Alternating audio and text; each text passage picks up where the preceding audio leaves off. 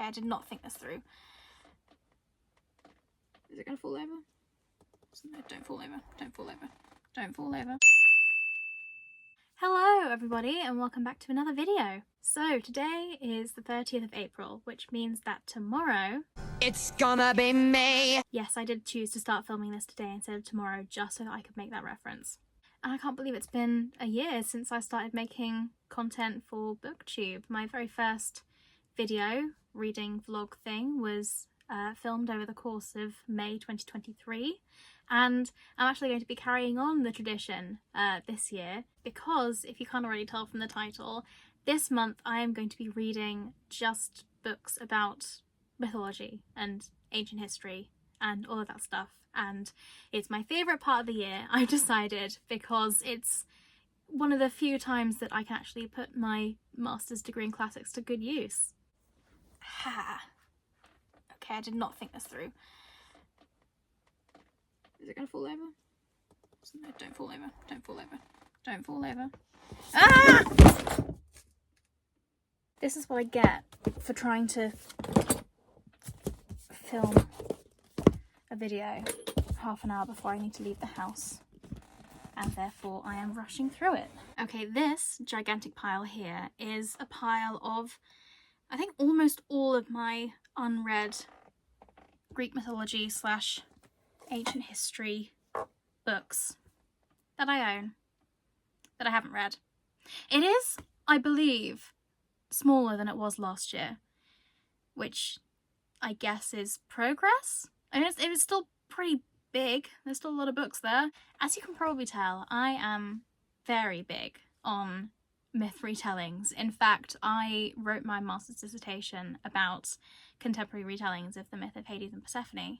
So you could say that I'm something of an expert in the field, just saying. So I'm going to be spending the next month trying to get through as much of this pile as I physically can. It's not going to be easy. It's actually going to be pretty impossible. But yeah, I'm going to make a good effort. There are also 1 or 2 books that I would like to reread at some point this month, and I will tell you about those when I get to it. And then there are also a couple of new releases coming out over the next month that I would like to read because they are mythology or ancient history related books that are pretty highly anticipated for me. And it just so happens that they are coming out in May and I'm very excited. So let's get started. I was originally planning on reading Girl Goddess Queen by B. Fitzgerald as my first book because I pre-ordered the book. I pre-ordered the Waterstone special edition with like the sprayed edges and everything, and it came out in July of last year and I still have been putting off reading it. And I was gonna start with it this month, but I'm going to London today to go to a Take That concert, and I was hoping to read on the train, and I don't think that they would let me into the O2 if I was carrying around this great big brick of a book, because my copy of Girl Goddess Queen is chunky. It is a hefty hardback, so I have decided to go with something a little bit slimmer, a little bit more portable, and hopefully I can get through it fairly quickly so that I can get started on Girl Goddess Queen, because that is possibly the one I'm most excited to read this month. So taking all of that into account, my first book of this reading challenge is going to be, and it is in shot, how convenient, it's this one, House of Names by Comte de Bean, which I believe is a retelling of Iphigenia at Aulis and the Orchestra, basically like the House of Atreus cycle. And that whole story with all of the morally grey characters and the complex family dynamics and all of the revenge, super, super interesting. So I'm very excited to start reading it. Hello, it's me. I don't know why I just started this segment like an Adele song. I have just finished reading House of Names by Comte de Bean, and this is a retelling of the House of Atreus cycle of myths, mostly drawing inspiration from Aeschylus's Oresteia. In this book we follow multiple perspectives. There are kind of different sections of the book that follow the perspective of Clytemnestra, Electra. Most of the book is told from Orestes' perspective, and there's a lot of extra detail provided in this book that doesn't appear in any of the original myths, just to kind of flesh out the story and, yeah, give a little bit more detail, I guess. There is one section in the book that does get very, very dark, and like I was not expecting this to be a happy clappy book at all, considering, you know, the content of the myths that inspired the book. But yeah, there's just one section that is just like very violent with a lot of deaths, very sad. And yeah, I wasn't really expecting that, because most of that section was made up by the author for the purposes of the book. And at first, as I was reading it, I wasn't too sure about it, but I feel like it was kind of necessary for the story that was being told. I feel like Orestes, who goes through a lot of really terrible things in this book, I feel like Orestes is a pretty good example of how trauma, especially childhood trauma, can affect someone on a really, really deep level, even years after that trauma has happened. Because of what happens to him, Orestes ends up feeling like he is only ever wanted when he's kind of useful for something. He ends up doing a lot of like the dirty work for people who rely on him, like his sister Electra and even his mother Clytemnestra, and you know, his friends, his companions. And then anytime that he's not needed, he is very much casted aside and ignored, and that can be really, really isolating, especially if he doesn't have anyone left to talk to about what happened to him and process it, really. There's this one scene where Orestes is kind of sitting in on this meeting that is being held between all of like the leaders of the city, like the higher ups, I guess, and he's not allowed to participate. He is very much pushed to the side. The elders of the city especially want nothing to do with him, but he's sitting in and he's listening, and they're talking about this uprising that is happening kind of on the outskirts of their territory. And his immediate response, his first thoughts are like, okay, they're going to gather an army and they're going to kill all the rebels. Like, that is what they're going to decide.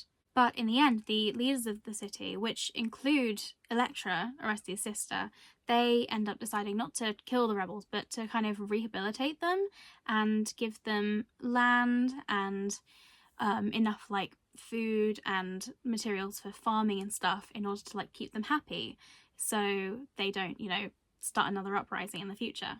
And that kind of leaves Orestes a little bit surprised, because he thought that the leader's first response would be, like him, to resort to violence. And then he figures, what does that say about me, that my first response was to resort to violence? And it is literally because he endured so much trauma, so much violence as a child, and also because he is expected to do the dirty work for people who need him to, that, you know, that is his first response. So yeah, the characterizations were really, really great. Everything else, on the other hand, I wasn't a massive fan of. Like, the pacing felt really off. It didn't feel like 10 years had passed while Agamemnon was at war. Like, literally, he goes off to war and you turn the page and he's back from the war. And that just felt a little bit iffy. Like, the timeline was just very unclear. Like, you don't even know how old Orestes is by the end of the story. The ending also felt really unsatisfactory, and it is difficult, I think, to pull off a good ending for a mythological retelling, because myths just don't tend to have an end point. Like, there's such old stories that someone will have continued the story on from like when that one section of the story ends. So it's really difficult to find like a good satisfying endpoint, and yeah, unfortunately this book kind of failed in that respect. It just kind of ends, I guess. What else? The story does tend to diverge from the original myth on several occasions, which normally I'm absolutely fine with. Like, it is a retelling, so obviously some, you know, creative differences can be made. But one thing that I did notice, which I wasn't particularly happy about, was the fact that this book is missing a character. In the original myth, and in a lot of the plays that follow the original myth, there is this pretty significant character called Pylades, and he is about Orestes' age, and he grows up with Orestes when Orestes is sent away from the palace when Agamemnon is killed. And yeah, they're kind of brought up together and they're very close. Sometimes they're portrayed as cousins, sometimes they're portrayed as lovers. It's an Achilles and Patroclus situation again. And in the original myth, Pylades follows Orestes back to the palace and kind of helps him carry out what he needs to do, which is killing his mother in revenge. And in some versions of the story, he ends up marrying Electra. But generally, like, he is a pretty significant character in the story, and he's just not in this book at all.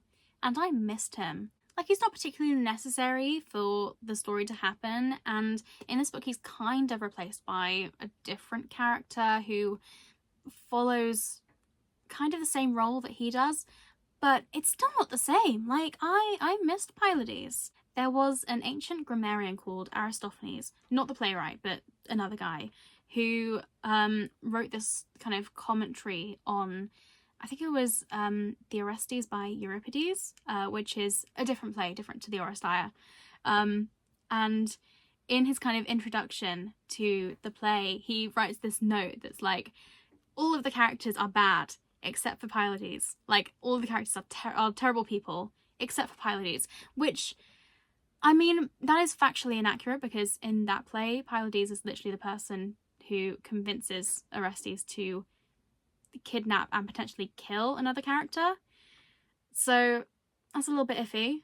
But honestly, I do agree that Pylades is a pretty cool character and pretty essential to the myth, and I did miss him in this book. Where's Tobias? Where's my husband? So overall, mixed thoughts about this book, I think. There were definitely bits that I liked. I liked the characters. They were very developed, very interesting. And there were also bits I didn't like. And yeah, I don't think that this is a book that is going to consume my every waking thought. It's not going to live rent-free in my brain. And yeah, it's not my favourite House of Atreus retelling. I think that award still goes to Electra by Jennifer Saint. But yeah, it's House of Names by Colm Tóibín. It was not amazing, but not terrible. Now, I have something very exciting to show you. Da da da da! This is the final book in the Wolf Den trilogy. I actually read the first book in this trilogy this time last year for my Mythology May Reading Challenge 2023. So this is kind of a fun little full circle moment here. Both The Wolf Den and The House of the Golden Door were real highlights of last year for me. I rated both of them 4.75 stars, and I have been so excited to read the final book in the trilogy. But I wanted to wait until it came out in paperback, because one of my absolute pet peeves is when you have a trilogy or a series of books and all of them are in paperback, except, you know, one or two of them are the hardback editions. Like, I just want my books to all look nice and uniform and pretty, and I don't think that's too much to ask, honestly. But yesterday I was in town and I stuck my head into Waterstones. Actually, I did not. I fully walked into Waterstones, and I walked up the stairs at Waterstones. So it was a proper serious browsing session. And yeah, I found this book on one of the tables. And get this, the paperback edition of The Temple of Fortuna was not supposed to be released until the 9th of May. And yes, I have been keeping tabs on the release date for a while now. And yesterday was the 4th of May, so I was pretty surprised to find it, to be honest. But it was a very pleasant surprise, because it means that I can jump right into reading this, and I know that this means that I'm putting off Girl Goddess Queen yet again. I'm sorry, I promise I will get to it at some point this month. But for now, I'm going to be reading The Temple of Fortuna, and I am equal parts very excited to read this, because this has been a highly anticipated read for me this year, and I'm also very terrified to read it, because I believe this book in particular is set in AD 79, in Pompeii, and we all know what happened in AD 79 in Pompeii. So yeah, this is my next read, and I will update you again when I've finished. Hi, I'm ill, so I'm gonna keep this fairly brief so that my throat doesn't die, but I have just finished reading The Temple of Fortuna, and I mean literally just finished reading, because I kind of wanted to give you my immediate impression of the book. And yeah, wow. Honestly, like, this is a 5-star read. Just straight off the bat, this is a 5-star read. I cried several times while reading it. It's, yeah, so good. It's so good. It's, I think, better than the other 2 books in the trilogy. The other 2 books were 4.75 stars, and this is a 5-star read. So I can't actually say very much kind of specifically about this book, because it is book 3 in the trilogy, and I would potentially end up spoiling the entire trilogy if I talked too much about like the details in terms of like the plot. But I am literally speechless, as you can probably tell. Like, this book, man. There are 2 things that I've mentioned when I've talked about both the other books that really make this trilogy for me. The first one is like the characterization, particularly of like the female characters, and Amara in particular, who is a fantastic protagonist, and she is exactly the same in this book. Like, she is just so determined. She's so determined to create a secure and stable life for herself and for the people that she loves, and the stakes are so much higher in this book as well. So you very much see that determination shine through, and that very kind of instinctive, cutthroat nature that she has. She is a very much like a don't underestimate me kind of character. Taylor Swift actually wrote Who's Afraid of Little Old Me about Amara, and you cannot tell me otherwise. And the second thing that I always talk about is the setting, specifically the descriptions of Pompeii, and how it's just such a vibrant and full of life and realistic city. And again, book 3 really takes that to another level, because I think I can say this without spoiling it, because I mean, it's a fairly well-known event. Vesuvius erupts in this book. Like, we all saw it coming. This book is actually set in 79 AD, which is when Vesuvius erupted. So you have kind of the whole vibrancy of Pompeii from the previous 2 books, and then once Vesuvius erupts, Pompeii's destroyed. Like, it's such a contrast, it's such a juxtaposition, and it really is so heartbreaking. And I think I can safely say that without spoiling anything, because the eruption of Vesuvius was an actual well-known thing that happened canonically. And I say canonically, like, this is ancient history fan fiction, people. And yeah, I just really loved this book. Like, the stakes were super high, and it was very tense, and there were a lot of losses that I felt pretty sad over. Although, to be honest, if we had gotten the whole way through the book and no one had died from this massive natural disaster that happened, like, by some miracle everyone had survived, I would be pretty disappointed, to be fair. So while I was pretty sad that certain characters did end up dying, I was still quite glad that Elodie Harper wasn't afraid to kill her darlings. Like, that just made the story all the more realistic and emotional and cathartic for me. And the ending, like, I can't say anything because it would literally spoil the entire trilogy, but the ending is so good. And, like, I place a lot of pressure upon the endings of books, especially, like, the endings of final books in series. Like, if the rest of the book is absolutely brilliant and it's well on its way to being a 5-star read, if the ending is disappointing, it will just tank my opinion of that book immediately. Like, my rating will go down exponentially. Like, for example, Project Hail Mary was a book that I absolutely loved last year. Like, it was one of my highlights, and it could have been a 5-star read had the epilogue not been a little bit disappointing. And as a result of that, I ended up docking just a fraction of a star from it. And also Her Majesty's Royal Coven, which I read in February for my fantasy reading challenge. That book was great. I was really enjoying it up until like the last 50 pages. So that's 50 pages out of like a 500-page book that I just did not enjoy. Like that kind of ruined it for me, and as a result I didn't rate it particularly highly. So like I'm pretty picky about the endings of books, and if I don't like them, then I will make it known. But this book, oh my god, the ending was just so satisfying. It was perfect. I have no notes. Like both kind of the final section of the book and also the epilogue, like both of those together were just absolutely fantastic. So yeah, those are my thoughts, and they are incredibly jumbled up and incoherent because, to be honest, I'm still emotionally recovering from reading this, but this is a 5-star book. It's a 5-star trilogy, to be honest. Like, even though I rated the other two books 4.75 stars, overall as a trilogy, I feel like it could very well be my favourite trilogy that I have ever read. Ever.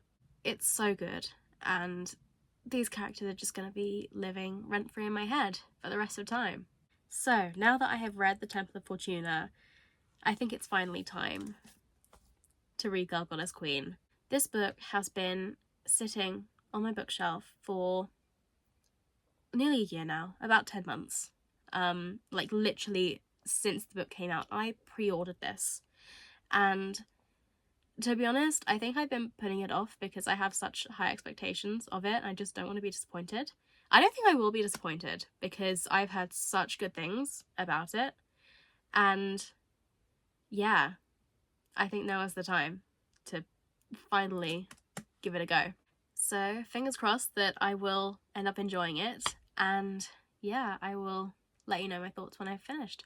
Hello, how are we? I thought I'd give you a little bit of an update. I am, I think, just over halfway through Girl Goddess Queen.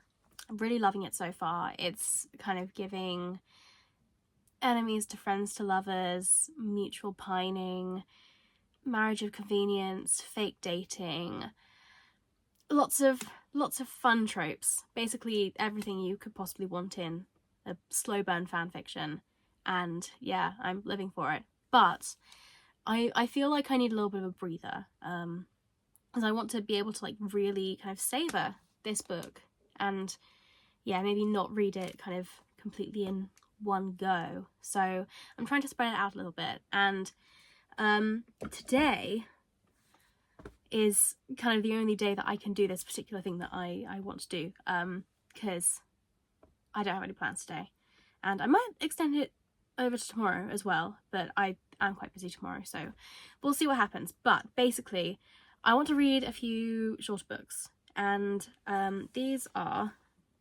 4 shorter mythology books that I have not read yet. They're all part of the Kelling Myths series, and yeah, they're all retellings of myths. I'm branching out a little bit. They are not all Greek myths. In fact, there's only one Greek myth in this particular pile. That is the Penelopeiad by Margaret Atwood, which will be a reread for me. Pretty exciting. I read this around 2017, 2018. Like I was still at school. I was preparing to like apply for university. I guess it was quite formative for what I ended up actually studying at uni, which was just myth retellings. So yeah, it'll be interesting to reread this, see what I can remember from it. I remember enjoying it, but not much else. So we'll see how it measures up against all of the other myth retellings that I have read since this. Then I have Ragnarok by A.S. Byatt, which is obviously a retelling of Norse mythology. Got The Goddess Chronicle by Natsuo Karino, which is, I believe, Japanese mythology. This one's a little bit longer, so I don't know if I'm actually going to get to this, but I do really want to read it at some point. It's on my list of 24 books to read in 2024, so I'm not going to completely put it off. And then we have Philip Pullman's The Good Man Jesus and the Scoundrel Christ, which is a retelling of the Gospel. And I actually started reading this the other day, and I got quite far into it. I don't have that long left. So I'm going to start with this one. Also, this book is so much bigger than the other ones, which is really frustrating. I got almost all of these secondhand and I like ordered them individually, and I chose this one specifically because I thought the cover was the nicest looking one, not realizing that it was going to be twice the size of the other books. So that was a little bit frustrating, but you know, we move. And I'm going to start with this one, and hopefully I'll finish it fairly soon, and I will let you know my thoughts, and then I will read another book, as you do. So I just finished reading The Good Man Jesus and the Scoundrel Christ by Philip Pullman. This is a retelling of the Gospel from the Bible, where Mary actually has two sons, twin boys. One of them is called Jesus, one of them is called Christ, and Jesus is like, he's kind of the Messiah character. He's like the big cheese. He's the one who gets all like really famous and everything, and Christ is kind of shoved to the background a little bit, and he ends up being recruited to write down everything that Jesus says and does, and that kind of record is kind of implied to end up being like the gospel from the Bible, pretty much. It was an interesting read. It was very quick to get through, quite fast paced. It asked quite a lot of interesting questions about faith and goodness, what it means to be a good man, and have like good intentions, about like interpretations of ancient scripture, like how even the slightest kind of vagueness in the wording can lead to so many different interpretations, and you know, that can have massive consequences on a certain community, in this case the Christian community. It would be really interesting to see what like actual religious Christians think about the story, because I'm not religious, so I probably have a very different reception to this book than you know, people who actually know a lot more about the Bible than I do. Yeah, it was a very interesting read overall, pretty thought-provoking. Next I'm going to make a start on Ragnarok, and again I will let you know my thoughts when I finished it. Hello, it's later the same day.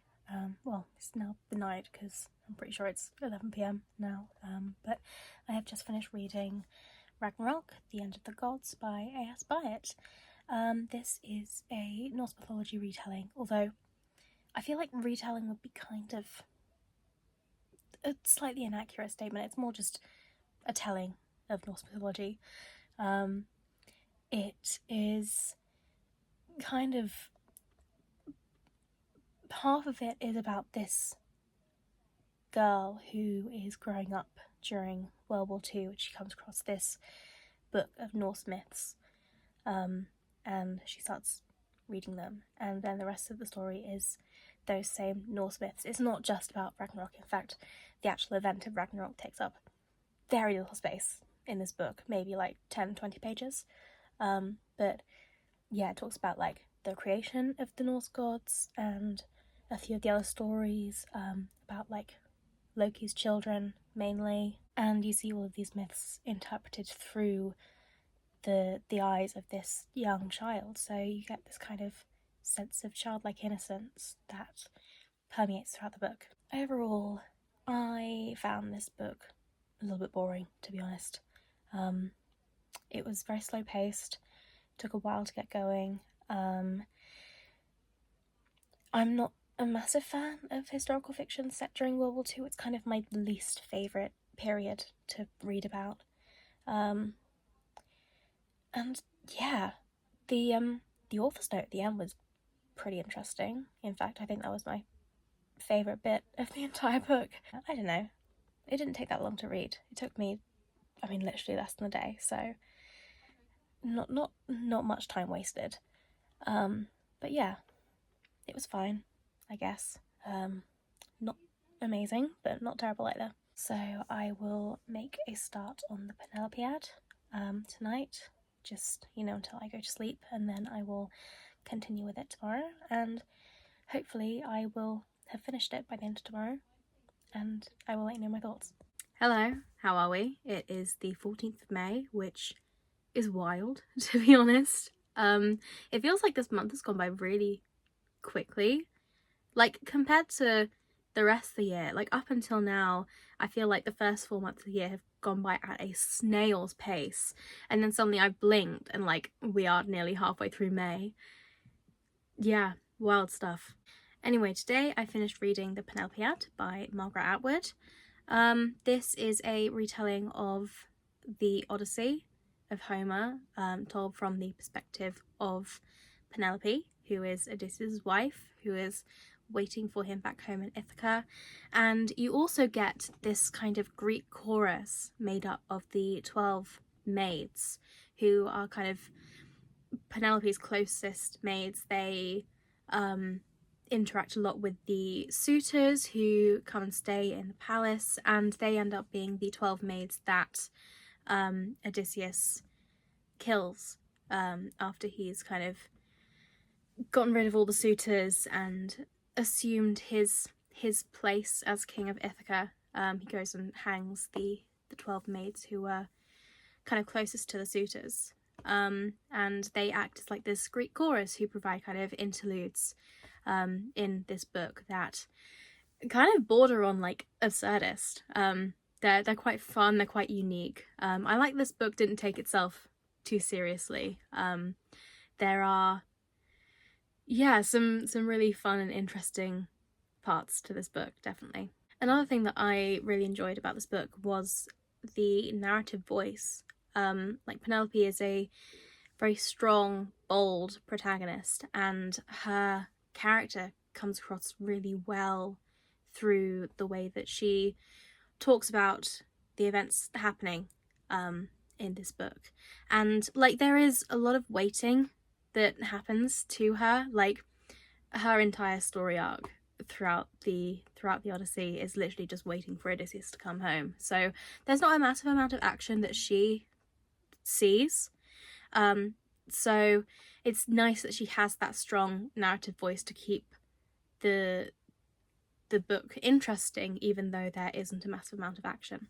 There is one thing that I didn't particularly like about this book, and that is the way that Helen is depicted. I get that like this book is told from the perspective of Penelope, and she is not particularly happy with Helen and blames Helen for the Trojan War and the fact that she is separated from her husband for 20 years.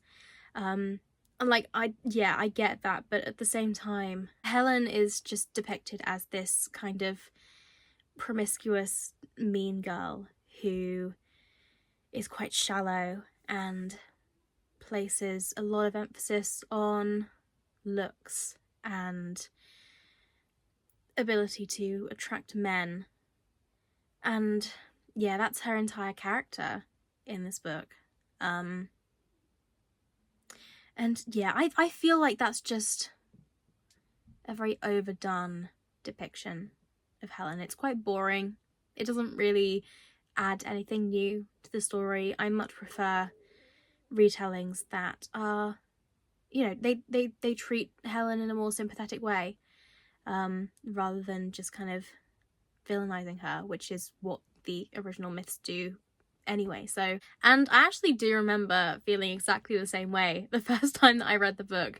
Just being unhappy about the way that Helen was portrayed. So in some ways, not much has actually changed between 17-year-old me and 23-year-old me. I am still an avid Helen defender. I will defend Helen until the day I die. Overall though, despite that one criticism, I do think this is a really good retelling, and definitely a must read if you are into Greek myth and Greek myth retellings. I feel like it would be a good one to read alongside something like Circe by Madeline Miller. Like, if you enjoyed Circe, then you'll probably enjoy this. It's very kind of feminist rage vibes. So that is The Penelopeiad by Margaret Atwood.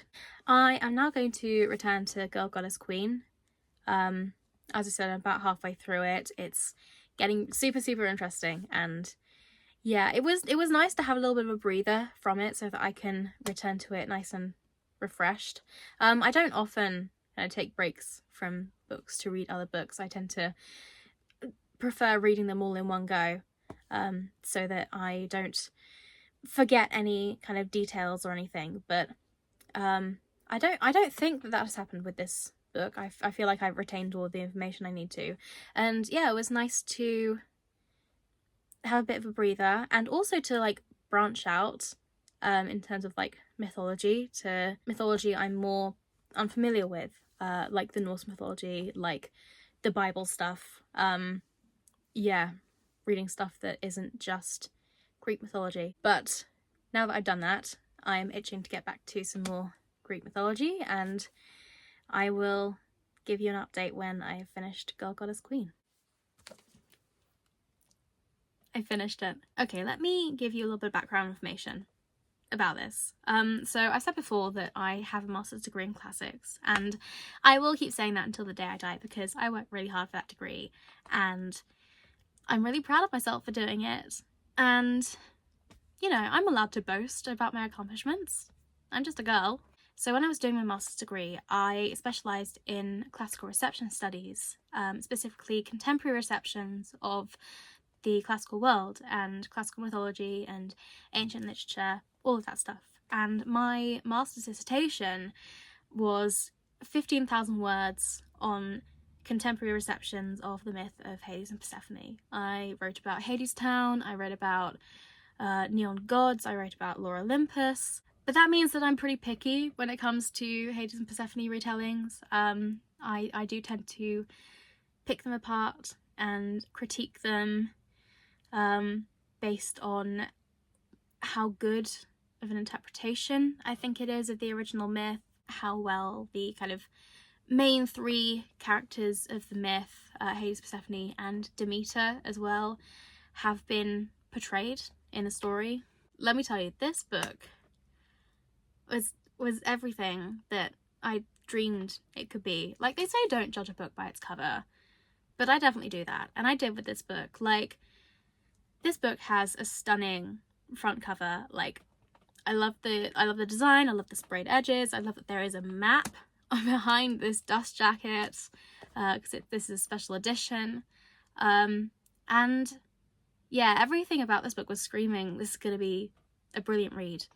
And I was really hoping it would be, and I was a little bit scared that it wouldn't live up to expectations, but this book surpassed my expectations completely, and I'm so happy about it. So Girl Goddess Queen is first and foremost a romance. It's a romance between Hades and Persephone, and it reads like very, very, very well written fan fiction. And you know, that could be a good thing or a bad thing depending on your view of fan fiction as a whole. For me personally, I love fan fiction. I read a lot of fan fiction. I spend way too much time on AO3, and I have read fan fictions that are far better than a lot of the books that I've read. Quite a lot of authors nowadays started off as fan fiction writers, and I don't think that we should dismiss the fan fiction at all just because, you know, it's not a completely original story with original characters. I mean, something like this is essentially Greek mythology fan fiction.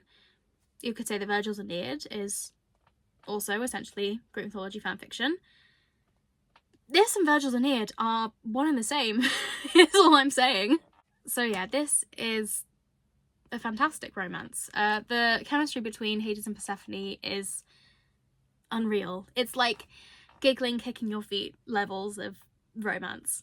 But don't get me wrong, there is so much more to this story than just the romance element. This is also a coming of age story. It follows Persephone as she kind of finds her identity. She steps into this new role of this very powerful queen of the underworld. People do tend to throw around the term feminist retelling a lot, like so much that it has kind of started to lose its meaning. Like stories like The Silence of the Girls, for example, they're labelled as a feminist retelling, but they're really not. This, however, is absolutely a feminist retelling. This is a retelling that centers Persephone as the main character in her own story. It, you know, gives her own voice and a lot of agency and a lot of power. And what I also love about this book is the fact that B. Fitzgerald included so many kind of niche and lesser known aspects of all of the different kind of versions of the myth of Persephone. There are mentions of the Eleusinian mysteries and Hecate the triple goddess, and mentions of Persephone's epithet of dread Persephone and the kind of implications that come with that. Yeah, you could tell that this book was meticulously researched, and I just love that so much. Overall, I think that this is possibly my favourite retelling of the myth of Hades and Persephone that I've read, at least. And I mean, that's probably saying something coming from someone who wrote their master's dissertation on Hades and Persephone retellings.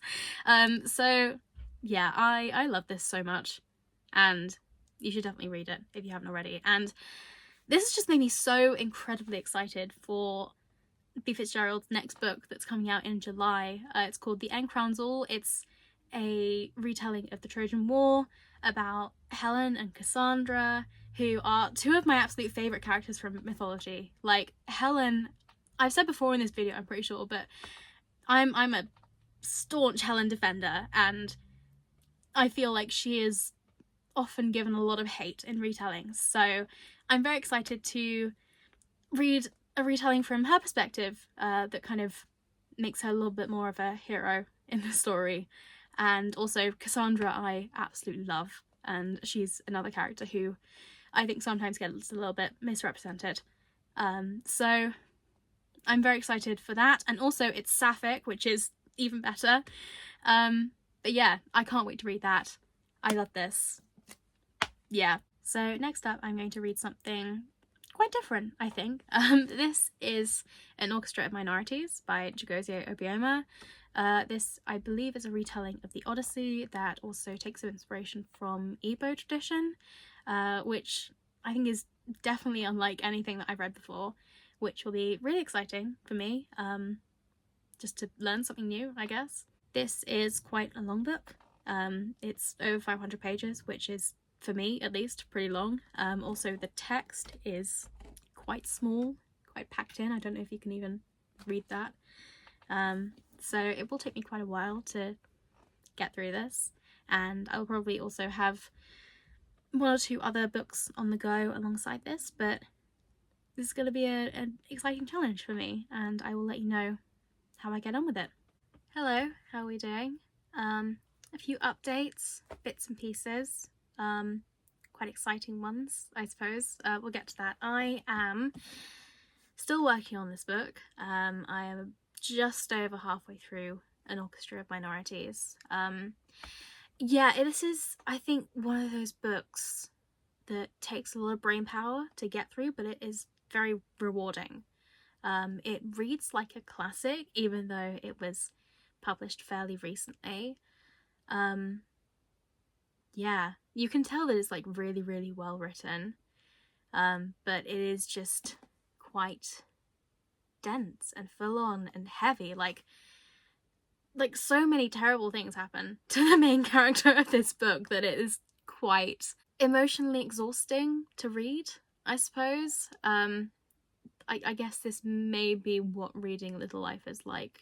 I wouldn't know. I have not been brave enough to try reading that book yet. But yeah, I'm not necessarily enjoying this. I don't think that's the right word to use, but I'm appreciating this book so far.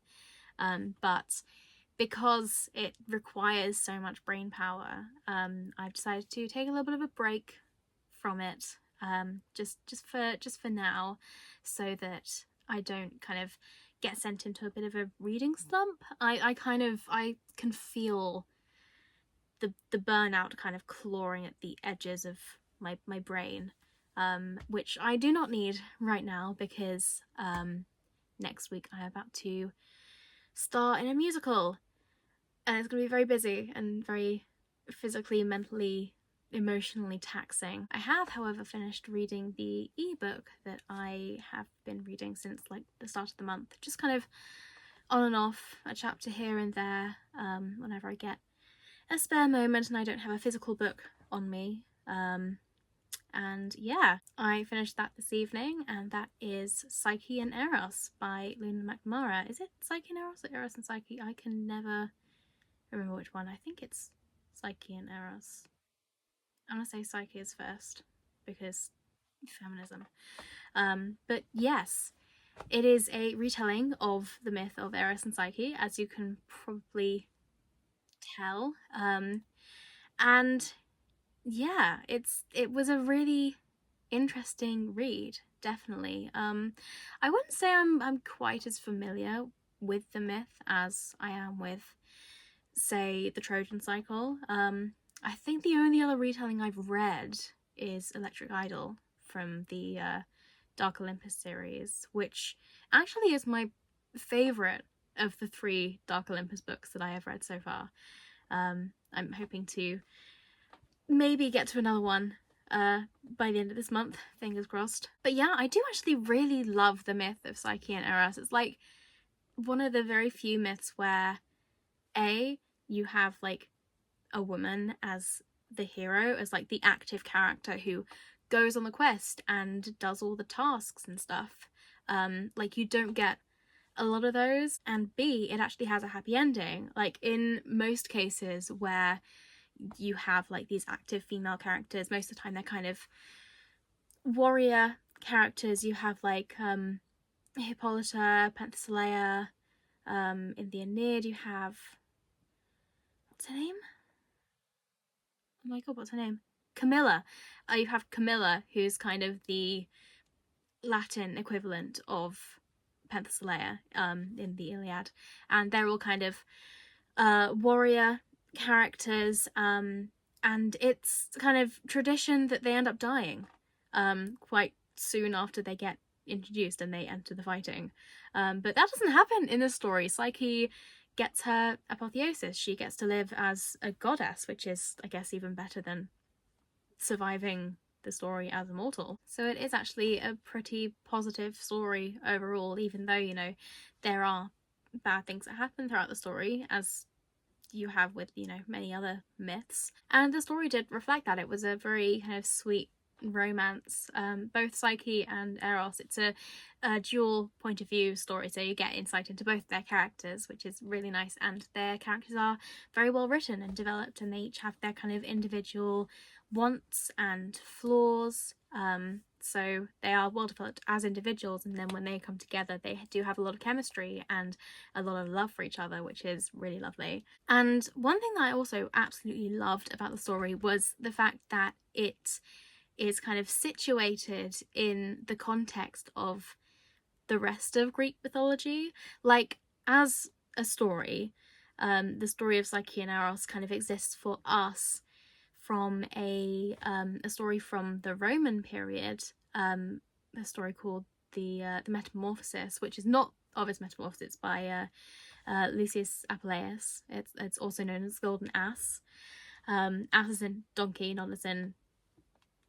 But because its kind of original format is in a story from the Roman period of history instead of like Greek mythology and Greek oral history, which is where a lot of kind of the epics of that area are from, it's kind of removed from the rest of classical mythology. So it was really nice of the author to kind of place it down within Greek mythology in a way that didn't feel kind of out of place. I thought it was really well done. You get kind of mentions of the Trojan cycle. It takes place kind of towards the beginning of the Trojan War, and you get to see characters like Agamemnon and Helen and Clytemnestra and Penelope and Odysseus and Iphigenia, which is really lovely. And you also get to see a lot of other familiar faces like Atalanta, who ends up training Psyche, which is really lovely. I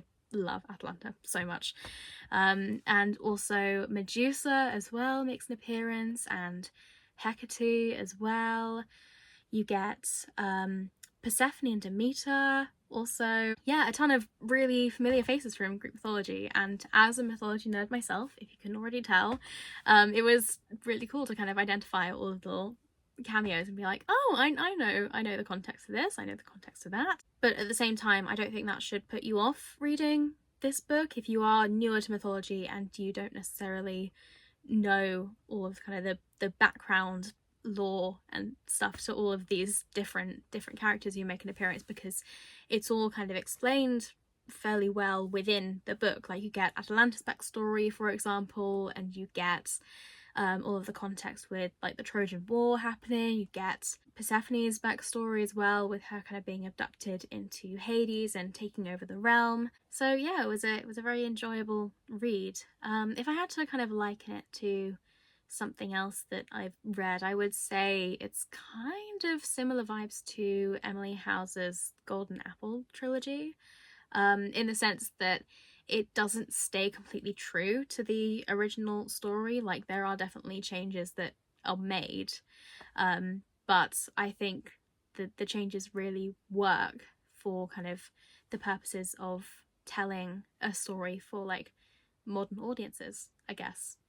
But yeah, I would definitely recommend it. I thought it was really fun, really good. Now onto very exciting news. Guess what came in the post today? It is Jennifer Saint's new book, Hera, which officially releases tomorrow, but I pre-ordered it back in March because I was very excited to read it. And yeah, it arrived in the post this afternoon. It was waiting for me when I got home from work. And yeah, I'm so excited about this because Hera is such an interesting character in Greek mythology, and as Queen of the Gods, obviously, like, she has so much material kind of attached to her. Like, there are so many myths that she plays a pretty significant role in, so I am interested to see how Jennifer Saint has managed to narrow all that material down to 300 and something pages. We'll just have to see, I guess. And yeah, I'm just super excited to see Jennifer Saint's take on Hera as a character and as a protagonist. I'm assuming she is kind of the narrator of the story, which is going to be really interesting to see what that does to her portrayal, whether she's kind of going to be an unreliable narrator or whether she is actually going to be kind of an understandable, likable, potentially, protagonist. We'll have to see. So I'm going to dive right into this. It's actually pretty cool that it managed to get here at like the perfect time for me to start reading it straight away. And yeah, I will let you know my thoughts when I finish, and hopefully I will have made good progress with this one as well. Lots to read. Let's go. Hello. Ignore the fact that I am currently in my pajamas right now, but I have just finished reading Hera by Jennifer Saint, and I need to talk about it. So I read a couple of Jennifer Saint's books before. I read Electra, which I liked. I didn't absolutely love it, but I did enjoy it. And I read Atalanta, which I wasn't especially enamored by. I didn't really love it. And Ariadne is very much on my TBR. I haven't read it yet. But from reviews I have heard from people I know who have read it, I feel like I will have kind of a similar reaction to it as those other books. This, however, this book is absolutely Jennifer Saint's best work. This is a masterpiece. The scope of this book is massive. It was a huge undertaking. I mean, we are talking about essentially a kind of biography of Hera's life. It's a retelling of the entire life of Hera, the Queen of the Gods. And, you know, this is an immortal we're talking about. This is someone who has existed since the foundation of the world. So that's a massive time span. That's thousands of years. That's eons. And this book covers all of that. It starts with the Titanomachy and the establishment of Olympus. And it goes through the Age of Heroes and Heracles and the Trojan War and a massive, massive range of other myths that Hera appears in, as well as the other gods on Olympus. And it goes through all of that, and also the Dark Ages after the Trojan War and beyond. Thousands of years. And that is a huge achievement, to be able to write a book like that spans such a huge timeline without it essentially sounding like a big book of the history of the world, which could be incredibly boring if it was written in the wrong way. This, however, still feels very much like a story with a beginning, a middle, and an end, and it's still so interesting. Like, I read most of this book just today. Like, I read about 200 pages of it today. I could not put it down. And I feel like a lot of that comes down to the fact that this book is told from Hera's perspective, and it's told so well from Hera's perspective. She is such a bold protagonist, and she's so filled with anger and bitterness, and that really carries across the entire story. But on the other hand, she does have a character arc. You do see her gradually changing throughout these thousands of years across the course of this story. She is very flawed, she's very morally grey, and canonically she does some really terrible things that are very much not excused in this book. They are explored in a lot of depth. You fully understand why she does a lot of the things that she does, but she's not made out to be necessarily a good person. She is instead very much a victim of the real villain of this book, which is, of course, Zeus. I do have a few very small issues with the pacing of the book. I feel like that's always going to happen when you're covering such a massive subject as Hera's entire life. Like, there is so much content, and I feel like some of it gets a little bit brushed over or covered a little bit too quickly, and maybe could have done with some more in-depth exploration. But the line between not covering a subject enough and covering every single subject in so much depth that the pacing slows down completely and it does become just kind of a history of the world textbook, that's quite a difficult line to navigate. So yeah, I do feel like I can forgive those very small issues, and overall I absolutely loved this book, and I would definitely recommend it. It is just come out in the past week. I feel like if you are a fan of Circe by Madeline Miller, you will absolutely eat this one up. You should definitely read it. So now that I have finished that book, I am going to return to An Orchestra of Minorities and hopefully finish it fairly soon. I want to finish this book and I want to read one more before the end of this month, and we are rapidly approaching the end of the month, so I don't know whether I'm actually going to achieve that, especially because the next week is going to be extremely busy because it is show week for me. I'm doing 2 shows a day for 5 days straight, so who knows if I'm ever going to have enough time to read at all this week. I will do my best, and yeah, I will check back when I have finished this book. Hello and welcome to my dressing room. This is my private dressing room. It's very glamorous. This is my makeup table. This is where I spend most of my time, I guess. Hello. These are all of my good luck cards. Here is my tea and my water because I gotta stay hydrated. This is my quick change box. You can tell it is mine because it has my name on it. This is my snack area. I didn't bring all of these. They were given to me, a lot of them. These are my Sour Patch Kids and my tea bags. Both of these are very much essential for me, for my voice. Hello, it's me. I've got my own ensuite in here, which is very glamorous. And this is my mini fridge. I get my own mini fridge, which again is very glamorous. And I would normally keep my dinner in here, but I have already eaten it. I'm between shows right now, so apologies for any noise that you hear from other people warming up, which I really should be doing right now. But I have just finished reading An Orchestra of Minorities. This is, it's a read, definitely. It's essentially about a man who just has a lot of terrible things happen to him. Yeah, he wants to be with this young woman who is very educated. She comes from quite a wealthy background,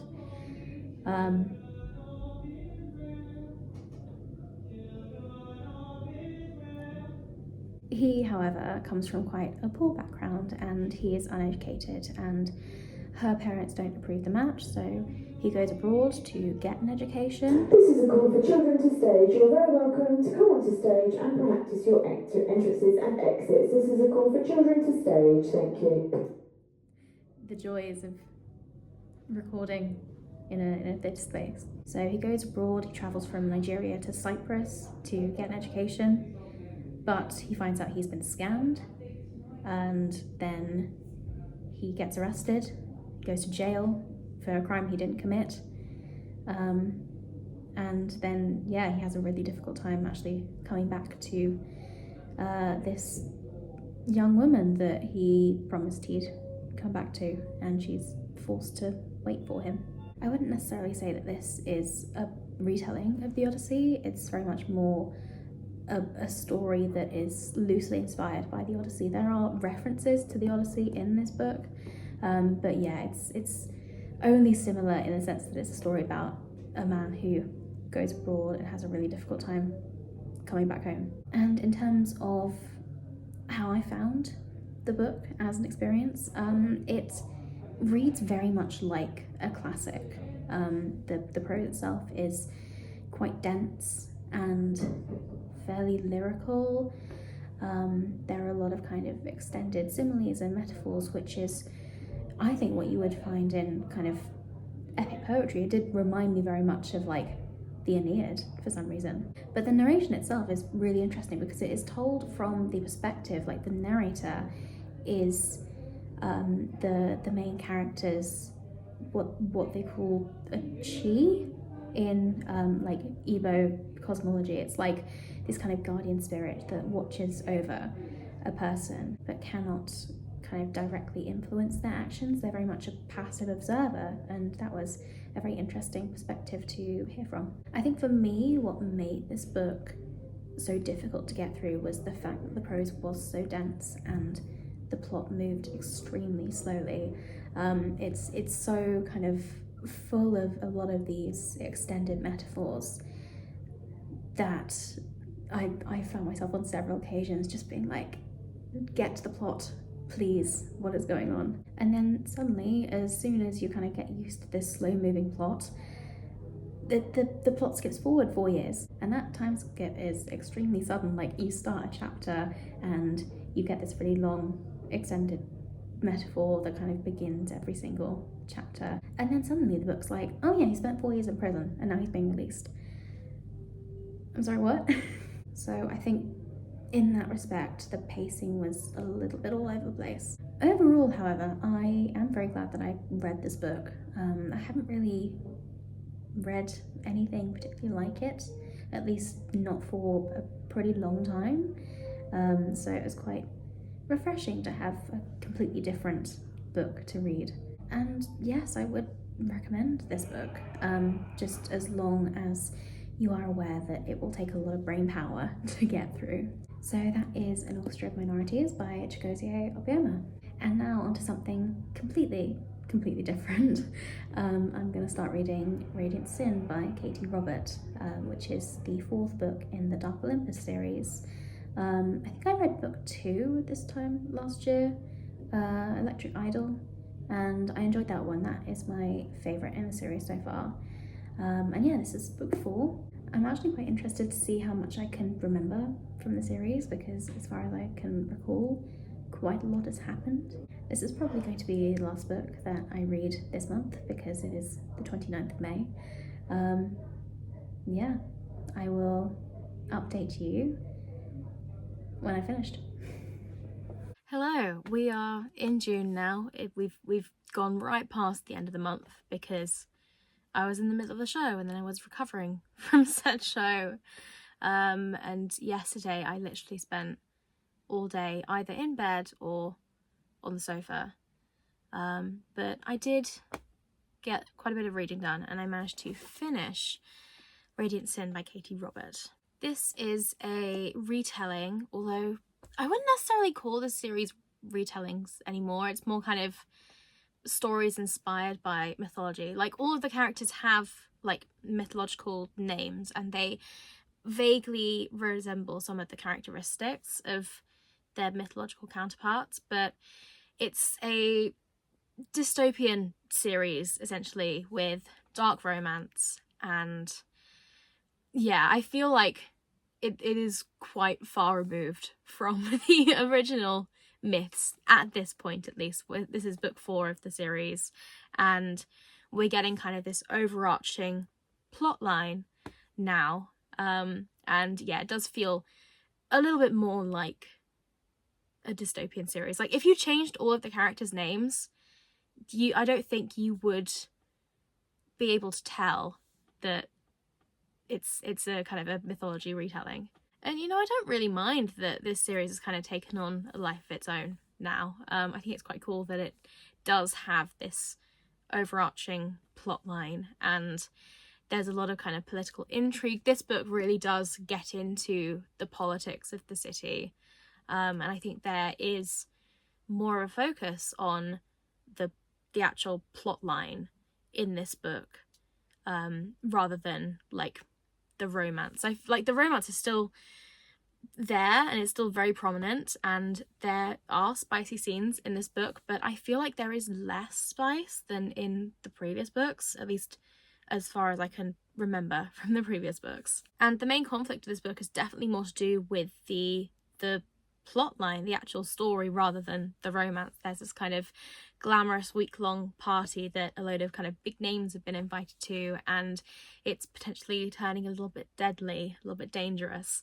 And that part of the book was really, really interesting to read and really kind of gripping. And I love the fact that Apollo and Cassandra worked really well as a team in this book. They worked really well together to kind of navigate their way through this party and keep each other safe. And they were constantly validating each other's feelings and concerns. There wasn't really any kind of major conflict between the two of them. And yeah, I loved their chemistry. There was this whole kind of thing in the book where, just like in the original myth, Cassandra would kind of warn the others that there might be danger around and no one will believe her, and I was kind of worried that Apollo wouldn't necessarily believe her warnings either, but he is actually the only one that does, and he doesn't try to gaslight her or anything. Like, he completely validates her concerns, and I thought that was a really kind of lovely take on the myth. So overall, I did really, really enjoy this book. I think it might potentially be my new favourite of the series so far. Like, I also really enjoyed Electric Idol, but I don't know. This might steal its top spot. And with the way this book ended, without spoiling anything, I do want to read the next book in the series really soon. I do have it, so yeah, it might be kind of top of my list of priorities. So that was Radiant Sin by Katie Robert, and I was very much not expecting to be as invested in this series as I am. Like, I do not read dark romance, I don't read a lot of spicy books, and that's not really what I'm reading this series for. I am very much reading it for the political intrigue and the plotline and the world building, which I find really interesting. But now that we are at the end of the month, or past the end of the month, because it's now like the 3rd of June, that marks the end of my reading challenge and the end of this video. I would say that it has been a pretty successful month overall.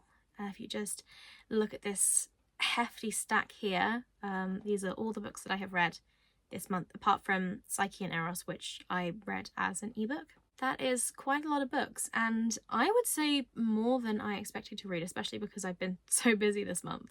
I think my favourite book this month was definitely The Temple of Fortuna by Elodie Harper. I just thought it was such a brilliant conclusion to a trilogy which I have really, really enjoyed. And my least favourite this month was probably Ragnarok by A.S. Byatt. I just felt like it didn't really do anything new or interesting with the myths.